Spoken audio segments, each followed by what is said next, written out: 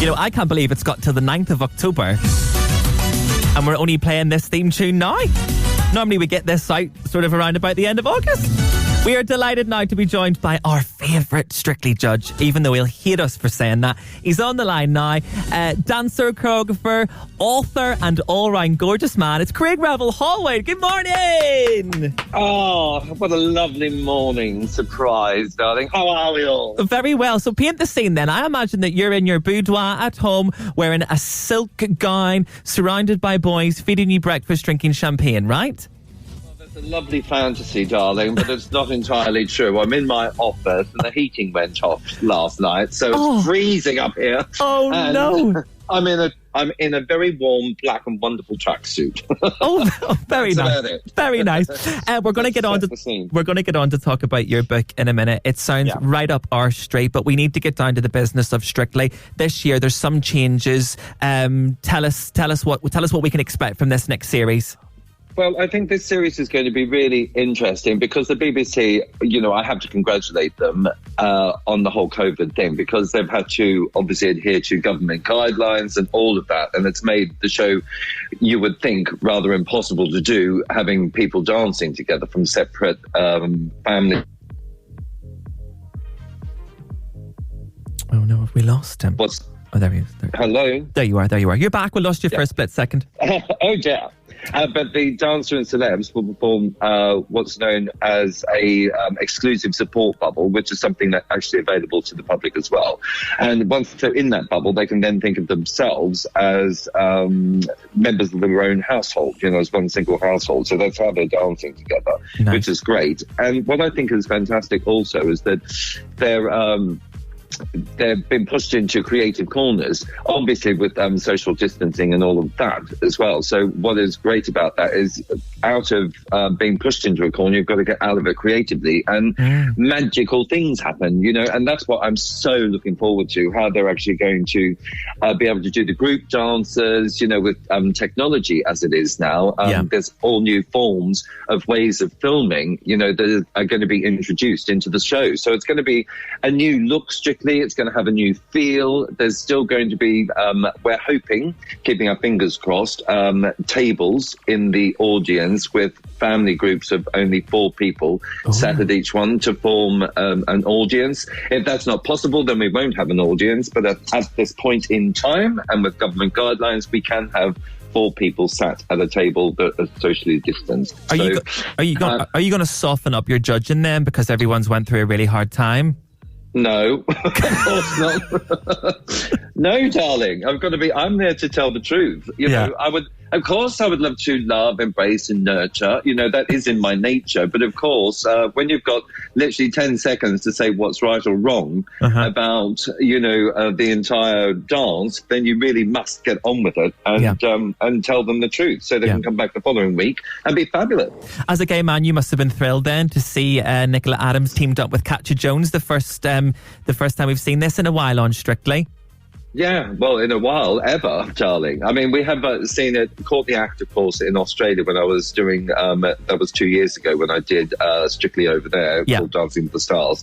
You know, she teamed up with one of the guys, and then sometimes was a boy and sometimes was a girl, and it was brilliant. Yeah. I absolutely loved it, and I've been championing this now for 5 years, so I'm so pleased that it's come to fruition. I really am. Yeah. And good on the BBC for doing it, and I think, Nicola's going to be fantastic. And the beauty, I think, about, you know, for the first time ever, a pro woman being teamed with a woman is the fact that she can choose to lead the dance for the first time. Normally, the pro girls have to try and teach their celebrity partners how to lead, and that is so difficult. So this gives them a little bit more scope and a little bit more freedom. So it should be good. I can't wait. How do you judge then 2 women dancing together and a guy and a girl dancing, say the Argentine Tango, that, you know, that is a bit more structured, a bit more stronger? Are you going to mark someone down for, you know, a female coupling for not being as strong as the male and female?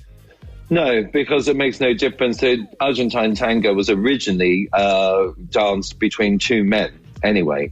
back in the day. And then it only became a man and a woman generally when in saloon, places where prostitutes would dance with cowboys, ganchos. So, so that's why, and was to steal their money was the close-up, the close-up and personal aspect of it. So that's where it was all derived from. Of course, it's not like that now. But you just judge people for their dancing and how well they dance together. And as long as they're in unison and in sync, that's what you base it on. I mean, Fred Astaire and Ginger Rogers always sort of said, Ginger said, well, you just, I'm the one that goes backwards. And that's about it, really. Yeah. So, it's all based on that. So it is based, I mean, a height thing is always the thing to tell you. If you've got a taller person, they generally lead the dance, because they can see over the shoulder of the other person, so you don't crash into anyone. I mean, it makes perfect sense in that way. Finally, on our Strictly chats, Craig, how brilliant would it be next year to see a trans man or a trans woman on Strictly? Oh, I agree. I couldn't agree more. I think this will open the floodgates for to be all-inclusive, which I think is really, really important. I do as well. All right, let's talk about this novel then. It's called Dances and Dreams on Diamond Street, set in the 90s in Camden, in a ramshackle 6-story townhouse. It sounds like every gay man's dream, this book. Well, it's my real life, actually. But there's one lead character in it called Danny Hall, and he is at a crossroads of his life. He was a professional dancer, but he knew, obviously, you get to the point in dancing where, you have to give up at some stage. You can't continue it for the rest of your life. So it's a transition between dancing and choreography and becoming a director. And, of course, that was my life as well, of course. Oh, everyone's trying me. There's Shirley Ballas on the phone now this morning wanting to chat. And no, it wasn't. Yeah, so it was. So I can't think of where I was at now, darling. So the crossroads of the life. Crossroads, of course, yeah. And this is about Danny's life, of course, and really associated with my life as well. And I thought that I needed one leading character that could filter through the book, to bind the whole thing together. And of course, it was wonderful being able to write fiction because you can go anywhere with the characters, unlike my autobiographies, where you've got to write, the truth and sort of almost chronologically, what happened to you in your life. Well, this way, I could get all the stories that I couldn't put in because I used to live in a house share of 5 other people in Camden Town for 5 years. And, the trials and tribulations of that, as well. And all the mad stories that happened there. So basically I've changed all the names. I've given everyone much better characters, pulled it together and made it a proper fictional novel. So I'm really pleased about it and I absolutely love it. And of course it's going to appeal to a cross section of the community as well, because I do have trans type a guy in there who at sort of 18 wanted to express himself and wear makeup and sort of like Boy George-ish, and his trials and tribulations of changing his identity and getting away from his family and coming into the house and being accepted, in that way as well. So there's a lot in there, and I have to sort of say it's a little bit like Tales of the City meets Sex in the City. It is a bit like that. Oh, I'm sold. I'm sold. Yeah, so it's good. It's a really good. It's a romantic novel as well, and a fun read. It's a little bit offbeat, but so it should be set in Camden Town, darling. Yes. In 1994, with a whole bunch of bohemian arty people that either do or don't get on, and they're all at their crossroads and all wanting something. They want hope. They want something for the future. They want to make themselves something. They want to be something in life, and it's their struggle to achieve that. It sounds like the perfect escapism that we need after this year to delve into these realms of entertainment, bohemian show business, and I'm going to go as far as to say it would be the perfect Christmas gift, Craig, wouldn't it? Oh, God, it's a beautiful stocking filler. It's a bit thick.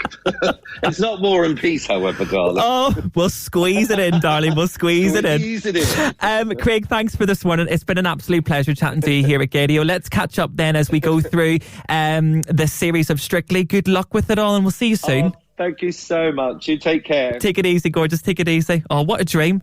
See, he's not as nasty as they make him out on the telly, is he? Dancer's Dreams on Diamond Street is out now.